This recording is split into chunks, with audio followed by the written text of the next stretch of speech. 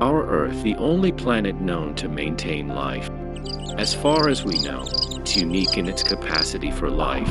Millions and billions of species, each with its individuality. Approximately 4.5 billion years ago, the Earth formed from the particles left over from the creation of the Sun. Since then, evolution has taken place. With this evolution, modernization and digitalization have also been done with their pros and cons. But all this has led to copious environmental issues like air pollution, water pollution, environmental degradation, global warming, climate change, and many more. These have led to the death and destruction of lives. Now, the biggest question of our times is how we create a future in which both people and nature can thrive. In the next few decades, there's going to be an alarming need to do something unprecedented to achieve a sustainable life on Earth. But how can we do it is the incomprehensibility of this situation. To start, we first need to understand how we reached this point. Approximately 20,000 years ago, during the Stone Age, humankind consisted of not more than 1 million hunters and gatherers across the planet. They lived with resources in the offer, and that too balanced in with nature. Nature determined our survival. We used our shrewd minds to challenge the staunching truth. We learned to tame nature.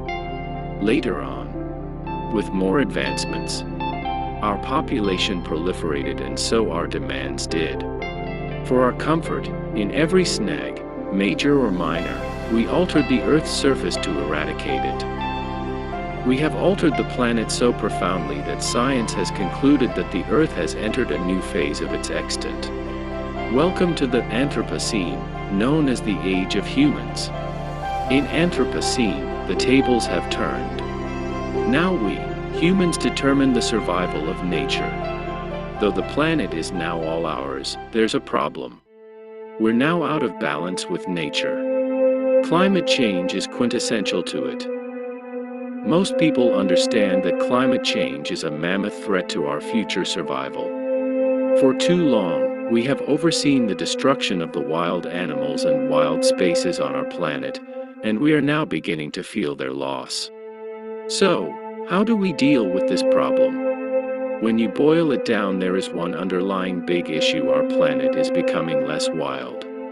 In the last 50 years, the populations of wild animals have been reduced by 60% as we've replaced them with ourselves, and now there's bare of it left. The versatile biodiversity that has been taken for granted has now been lost. This is something more than a tragedy. Without biodiversity, the world doesn't work.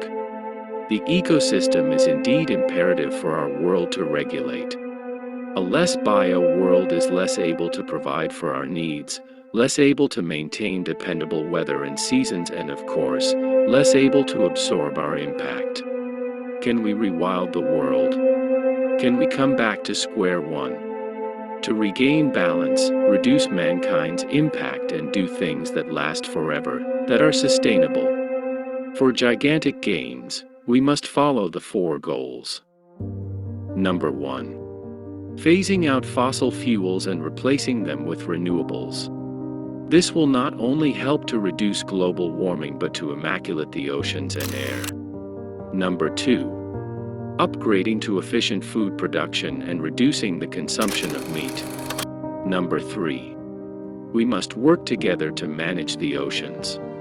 A no-fish zone globally would help to improvise the health of the aquatic ecosystem. Number 4. There's an urgent need of the hour to work hard to sustain the population for the wild we are left with. A bonus goal is to make people aware and educate them to not ruin nature with their anguishing deeds.